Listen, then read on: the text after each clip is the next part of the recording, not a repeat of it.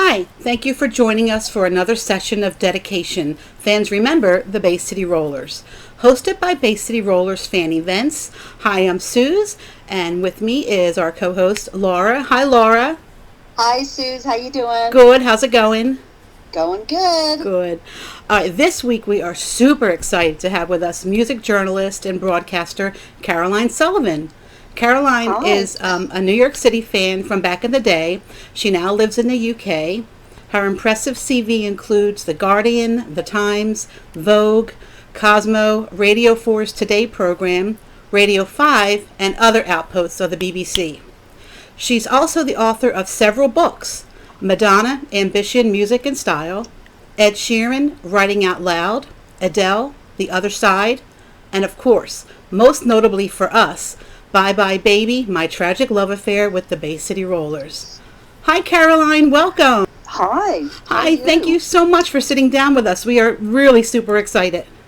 Well, I'm excited. This is really fun. I mean, who doesn't like talking about themselves and the rollers? We make it our mission every day. We love it. We love it. We love it. All right, so we'll dive right in. We always start at the beginning. I know a lot of this is covered in your book, but tell us how you first became aware of the Bay City Rollers. I can tell you this really concisely. When I was a kid, I used to be really interested in the British music press, even though I lived in New Jersey, and I used to try and buy the British music papers like Melody Maker and Record Mirror, and the Rollers were massive in England at the time, and so I started reading about this group called the Bay City Rollers. No idea who they were, but the Brits were excited about them, so that made me wonder. And then I started getting wind through 16 magazine of the fact that they were about to try to break America. And all of a sudden I thought, oh my God, I can actually see these guys in the flesh and hear the music and see what the Brits like about them. And so that was how. Yeah, that's exciting. Okay, so now the book came out 21 years ago. How does that feel?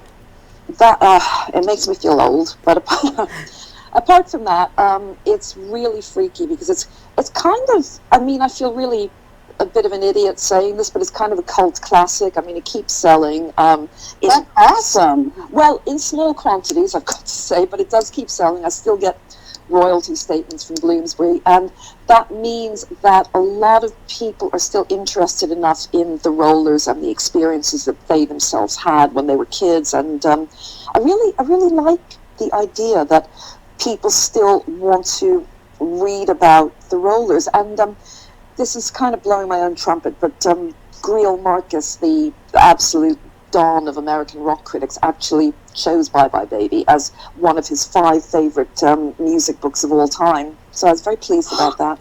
Wow, that's fantastic. That is fantastic. I know. I found out about it 5 years after he did it, but I still found out. And so I tweeted him to say thank you. And, That's awesome.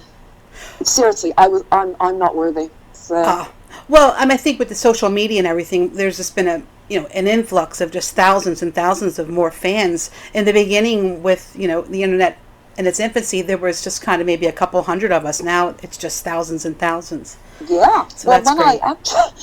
Actually, something that really shocked me was after I read the book. I mean, when I was writing the book, this was 1998 when I was writing it. You're right. The internet was in its infancy, and I was thinking, nobody is probably interested in the Rollers anymore, or if they are, they're adults now, they're probably like me. They look back on it and they think, oh, that was a fun time, but they're not really consumed by the Rollers anymore. Mm-hmm. Anyway, when the book came out in 1999, I found out because of the internet that a lot of people were still really, really keen on them and really loved them. And I hadn't expected that, and I got a load of this is before Twitter, obviously, and before social media, but, word of the book was spread through several Roller fan sites, and I got letters and things, a lot of which said things like, why were you so mean to the Rollers? Yeah. Well, so what made you decide to write the book? And with that comment, if you were going to write it today, would you have done anything differently?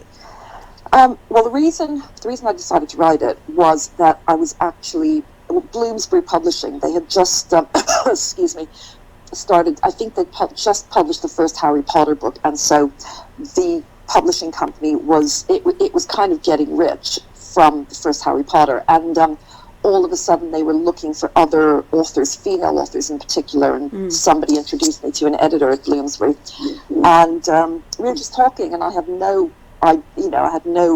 plan to write any sort of book about anything, but we just got chatting, and I was telling her about my roller experience just because I thought she'd find it funny, and she said, "That's it, do a synopsis, and if it's a good synopsis, we'll do a book." And I thought, oh my God, now I've got to write about this. So basically it was a journalistic opportunity, and nobody would turn down a publishing deal from Bloomsbury. Absolutely not.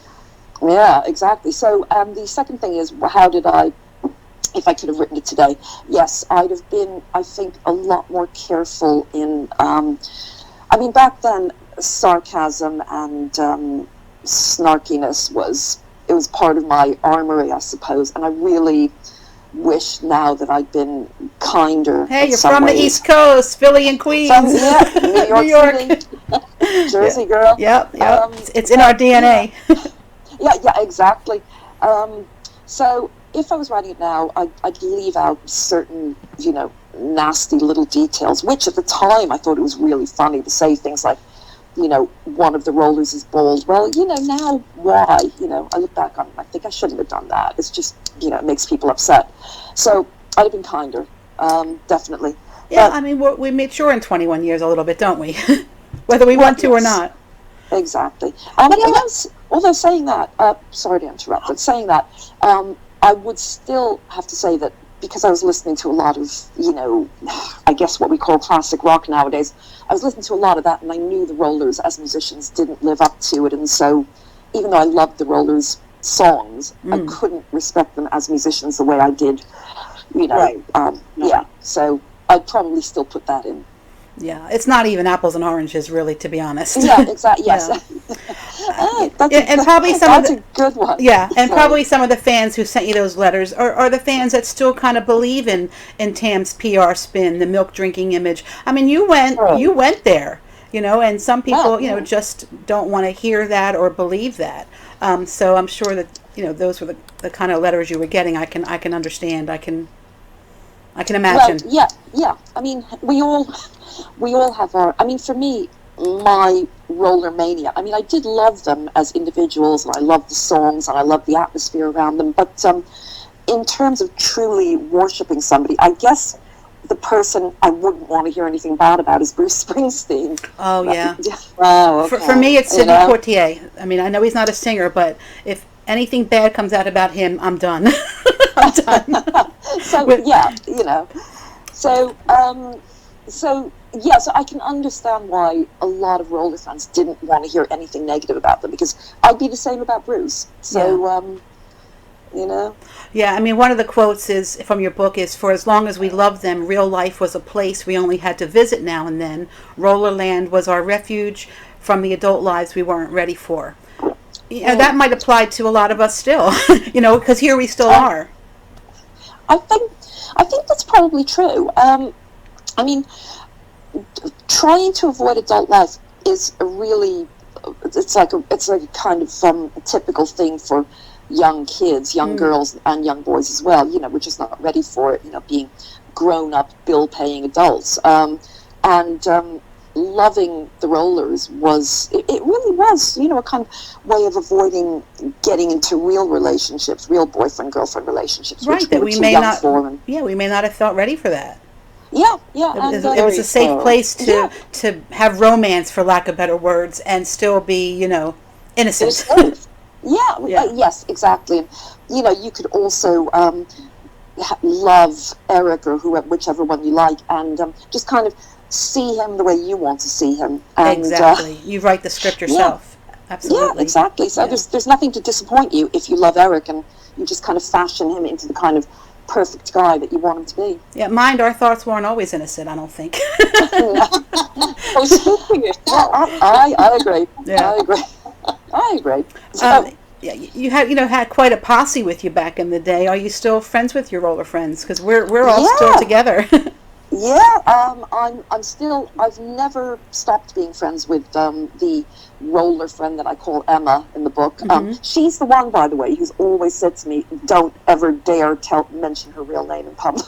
Understood. But even so, I think she's actually a little bit worried about it. I mean, she keeps saying, I can't believe I ever liked them.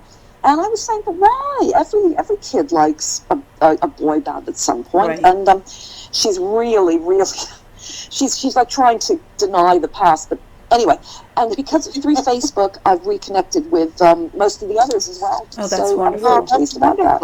You know, something's happening within the last couple of years where it's cool to like them now. I mean, I have all these male friends who are coming out as being fans from back in the day, and I'm like, well, where were you? That might have helped.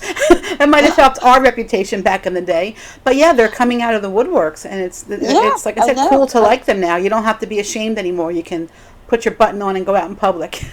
Well, yeah, exactly. And I mean, the Ramones were always really open about it from the very start. The Ramones apparently based some of their image on the Rollers, and Nirvana. You know, Kurt Cobain loved them, and you know, now a lot of guys I know. I mean, you know, other music journalists, male music journalists around of my generation, they're starting to say, oh yeah, the Rollers, yeah, they were kind of like Cheap Trick, weren't they? They were kind of cool, really.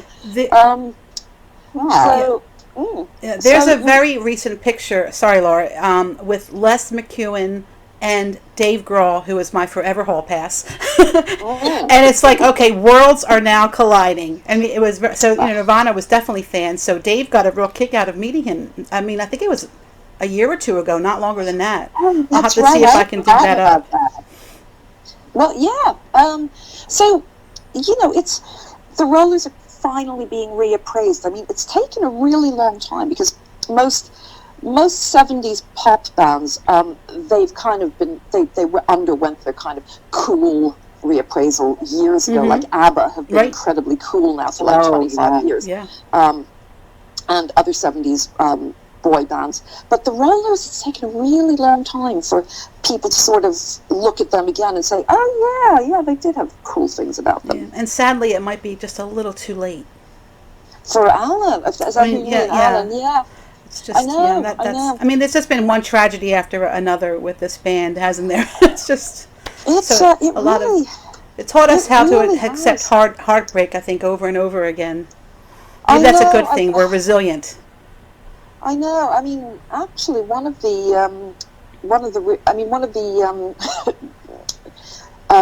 what's the word? Consequences of the current virus is that you know, guys like Les McEwen. I mean, he basically makes his living touring, and you know, and apparently makes a pretty good living at it. But obviously, he can't tour right now, and so and I think Woody teaches now. He teaches at a university in Edinburgh. I think he teaches music technology, and the others still make music. And Derek is a nurse, so I guess Derek probably works all the time at the moment. But you know, you do feel really sad for them that they can't do their jobs. They're actually in the same position we're all in right now, which is bizarre. Well, yeah.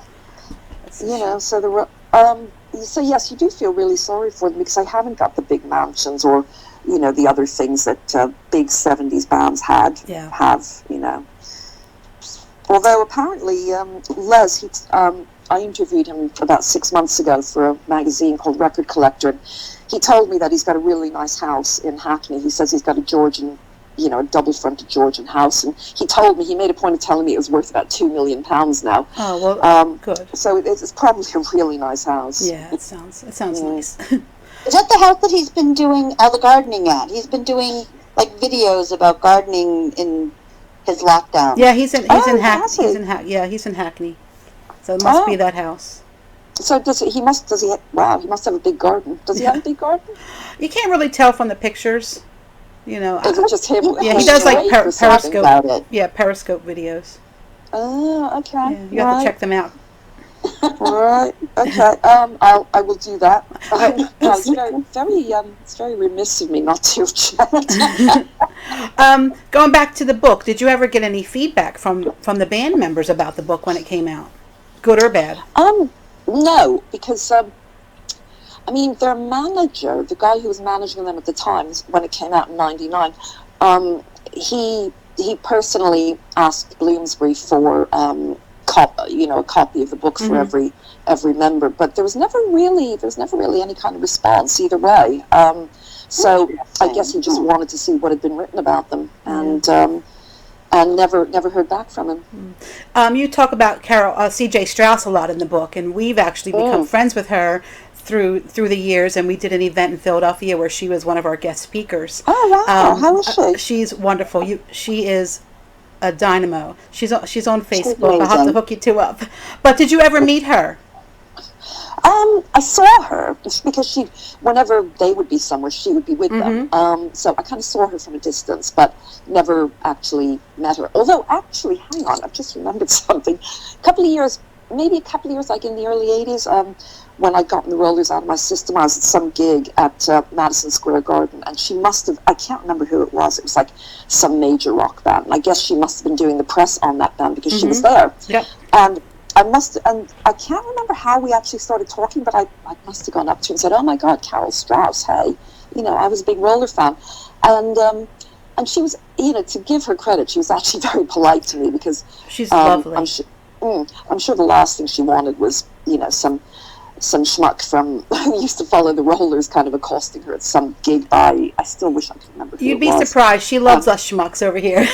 She is an interesting. Sorry.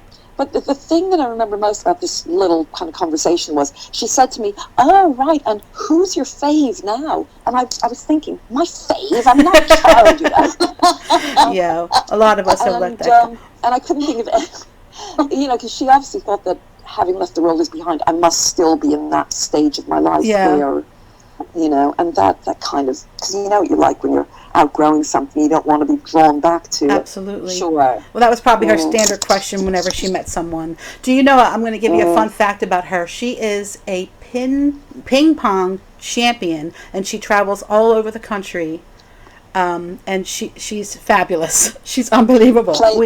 Ping pong. Absolutely. Yeah. Senior ping pong, and Really? she's amazing. We love her. Shout out to Carole. Wow, amazing. Okay, and her husband was Mike Kleffner. He That's worked right. at Arista, and I think he passed away a few years ago. Is that right? That's right. Yeah. Right. Because he was always around as well. Now, I'm going back to the book again, so we're going back and forth a little. In the book, you had a couple of very interesting encounters with their manager, Tam. Not all pleasant. I mean, in fact, most of them not pleasant. But there was one encounter, especially the encounter in Macy's I'm referring to, where you had tea with him. Yes. Tell us about that. Well, okay, we followed him down. He left the hotel that they were staying in, and he took a cab. And obviously, we got in the next cab and said, "Follow that cab!" And he gets out at Macy's. We get out at Macy's. We follow him into the store. And he starts going up an escalator, and we kind of crowd him right behind him. And I guess we were expecting him to say, "Come on, get lost." But I guess either he just figured there's no point in fighting it, or he was just lonely. Who knows? He's just bored. And so he just started talking to us like people. And he wanted to get a shirt, and he said, "Come with me. Tell me what you think of the shirt." And I was with two or three friends. I can't remember. At least 2 or 3 roller friends, and we're kind of like elbowing each other and saying, "Do you believe this?" And then he bought a couple of shirts, and then he said, "I want to I want a milkshake. Why don't we go to the cafe in this store?" And so we went up there, and he bought us milkshakes, something, and he was like talking to us, and it was absolutely astonishing. It really, really was. It was like there was no history between us.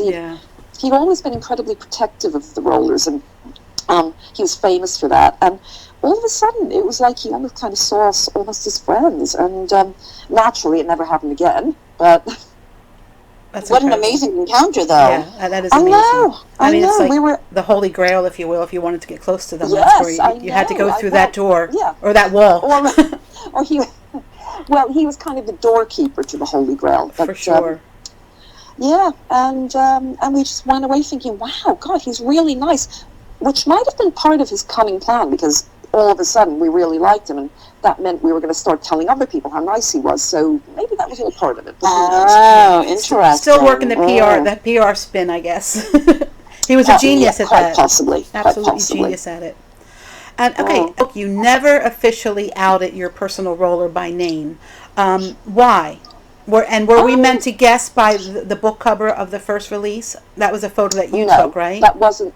It was just I just always liked that picture because I thought it was cute. But it's basically of a roller sitting there at an autograph signing session. It was, it's basically the back of him. He's sitting on a chair, and I basically got the area from his upper back to his knees. So. I just always thought that was a cute picture. But no, the reason I never mention it is, it's too kiss and tell-ish, really, to do that. So I just never wanted to. That's fair enough. You did encounter your personal roller again later in life, but you denied ever meeting him when he asked you if you've met before. Why? Well, I met him because I was working at Melody Maker by then, and this was like early 90s, I think. And the news editor was a friend of some of the rollers, and she said to me one day, some of the rollers are coming to the pub. Why don't you come and meet them? You used to like them, didn't you? And so I went to the pub, and there were a couple of rollers sitting there, including my quote-unquote personal roller, and he just kind of looked at me for like longer than he should have, because he was obviously thinking he knows me from somewhere. And finally he said, have we met somewhere? And I said, no. And the reason I said that was, by then, I had a different life. I was actually working in the music business. I was professional by then. And I guess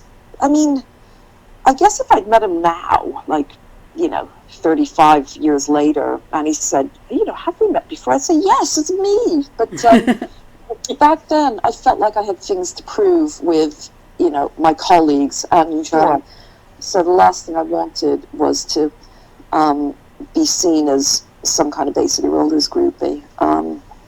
So it seemed, I know, and I felt bad saying no to him because he clearly recognized me, and for me to say no, I mean, what more could he say? He couldn't say yes, you definitely, I guess he had to accept it, and he was clearly really puzzled by it. Yeah, I can imagine. So I'm going to ask, do you still have the sock? Do you know, I don't even remember the sock. You asked me this in our preliminary chat, and I can't, what was the sock? After you spent some time there, you were looking for like a souvenir to take, and there was a balled up, athletic sock. Oh my God, I took it? Hey, we don't judge. I don't know what we would have grabbed. No judgment whatsoever. But I'm thinking about how much that sock would go for on eBay right now. With all the DNA on it, can you imagine? Exactly. Well, look, even though I don't remember taking it, that's exactly the kind of thing I would have done, and I definitely wouldn't have washed it. In fact, I probably wouldn't have even know. I know. Oh, hell no. Oh. Why wash away all the goodness? Walk around huffing it. Along those lines, I actually have a shirt of a particular roller that was won for me on eBay years ago. Wow, really? My twin sister did it as a surprise. It was my favorite roller. What did she pay? Or did she never tell you? She didn't. It just arrived at my house. She saw it online, and even there was a picture showing my favorite roller wearing this shirt on a Japanese TV appearance. But I've personally worn the shirt several times, but I have never washed it. No, you can't wash it. Wow, you really? cannot wash it. No. So, was it? I mean, when you got it, like, had it been washed? I don't know, but it came, and I can't find it, but it did come with the photograph of him on this Japanese TV show wearing the shirt, and I do have side-by-side pictures of us each wearing the shirt. Wow, well, really? You also have a story, Laura, of wearing it while in his arms, if I'm not mistaken. Yes, I actually did get my picture taken with him wearing the shirt. He did ask if he could have it back, and I told him absolutely not. Wow. Did he actually mean that, or was he just joking? Somebody had told him that the shirt I was wearing had been his years ago, and so when I met him, he jokingly asked if he could have it back. But I I was very serious when I said no. Okay. Well, you're not going to give it back. Absolutely not. No, is he crazy? So now So that, but I totally understand the sock thing. Yeah. I'm not watching it. But as you can see, I don't. Not only do I not remember it, but I obviously don't have it anymore. So that's bad of me, isn't it? No. Caroline, when you No, were it's- writing the book, did you have a journal that you were referring to? Because there were so many details. There's no way I would have remembered, even 5 minutes after. Oh yeah, I mean, I've done. There are lots of quotes from my diary in the book. So, If you, if you reread it, you'll find lots of quotes. And I think I started most chapters with a quote from my diary. Yep. So, oh yeah, I mean, I would have forgotten so much stuff if I hadn't had it to refer to. Yeah, that's an interesting thing, that a lot of our friends are also writers, and they were also journal keepers. So that's the start of it, isn't it? Exactly. So coming to present, did you cover or attend any of the reunion gigs in 2015? No, I didn't know they were happening. I'm kind of out of the loop. That's probably also bad of me, but I didn't even know. I mean, I remember it was when they all hung, and it was Les, Alan, and Woody, and they reformed under the Bay City Rollers name, didn't they? Yes. Yes. Right, and they played some sellout gigs at the end of 2015 in Edinburgh. I think they played a couple in London as well. Yep. No, these are the ones I'm referring to. Yep. Yeah, and I would have. Do you know? I would have wanted to. I probably asked to review the London ones, but obviously didn't get the go-ahead, which is a shame. Oh, that would have been really awesome. Yes, Yeah, that would have been full circle. That would have been really fun. But then they split again because there's always been a kind of acrimony between some of them, hasn't there? That's right. There's been no end of drama. It's like a soap opera. Yeah. And so the actual reunion, how long it lasted? Like less than a year, didn't it? They did gigs in 2015 that were very successful, and then they tried to recapture that again and do it in 2016. And they were like Christmas time gigs, and that's when it all fell apart in 2016. And what happened there? I just think, I mean, we'll never know, and there's two different camps fussing, so you're getting completely two different stories that we'll never know the reason. But just Right. back and forth, backbiting. So do you think that they'll try and get another reunion off the ground at some point? I don't think so. think that. And without Alan, it just doesn't make any sense. For me, it doesn't make any sense.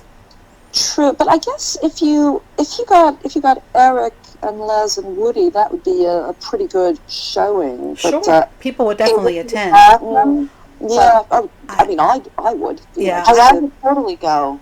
I'm not optimistic about that. Interest in that anymore.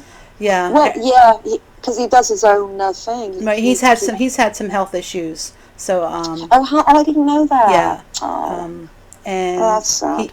he's doing well. He actually did 2 events in Hawick, which is the borders in Scotland, and Laura and I both went over in 2018 and 2019. And his assistant, does a really nice event around him, and people come from all over, and they do meet and greets and little performances in this really They were lovely. quaint little village in the borders of Scotland. Oh, So, right. yeah. And was it but does he just play his own music, or does he play roller songs? He'll do a couple of roller songs, but mostly his music. It's very political. He always was. Kind of a Pete was he really? Seegery. Yeah. Well, Eric was He's political. interesting. Yeah, very political. Really? What side of the fence does he fall on? Is he like pro SNP? I would say socialist. Oh, really? Oh, So, yeah. Pete Seeger, is his mentor. Wow. Yeah. Wow. So he must be. So is he a Scottish nationalist? He wants Scotland to leave Britain, to secede. Is he one of those? That I really don't know, to be honest. Yeah, I wouldn't know the answer to that. I mean, he's not always, spouting politics, but he gets it in there with his song choices and a couple of songs that he's written. That gives you the idea that, Wow, that's really. I mean, I just wouldn't have thought that. That's really He's interesting. very, very interesting. He's a very interesting man, and he just can't believe that we keep showing up, and he's just gobsmacked that he sits there and we're just raising our hand, asking questions, and smart questions, not just, ooh, will you marry me? Nothing like that. Really, smart questions about the music. So I think he appreciates that. He really appreciates that, I'm sure. Yeah. We'll have to keep you in the loop, Carolyn. Next time we come over, we're going to grab you. Yeah, I'd love to. Well, thank you so much for doing this. My pleasure. Yeah, for those who haven't read your... Thank you. And for those who haven't read the book, it's available on Amazon and I imagine all booksellers worldwide. Is that right? I think so. Good. Yes. Yeah, maybe we'll get a couple book sales for you. Get those royalties. That is. Online booksellers. But, yeah. So, and if you want... If anybody is seduced into buying a copy as a result of hearing this, if you send it to me, I'll sign it for you personally and send it back to you. Oh, that's wonderful. That's awesome. No, my pleasure, honestly. Thank you. No, absolutely, my pleasure. So, anyway, well, how do we finish? By saying keep on rolling? Sure, keep on rolling. Thank you so much. This was so exciting. I appreciate it. Thank you. All right. Thanks, Caroline. Right. And thanks to you, our listeners, friends, and friends we've yet to meet. If you have some adventures and memories you'd like to share, please send us an email at baycityrollersfanevents@gmail.com. And also you can keep up to date on all things Bay City Roller Fan Events at our website, baycityrollerfanevents.com. Thanks for listening.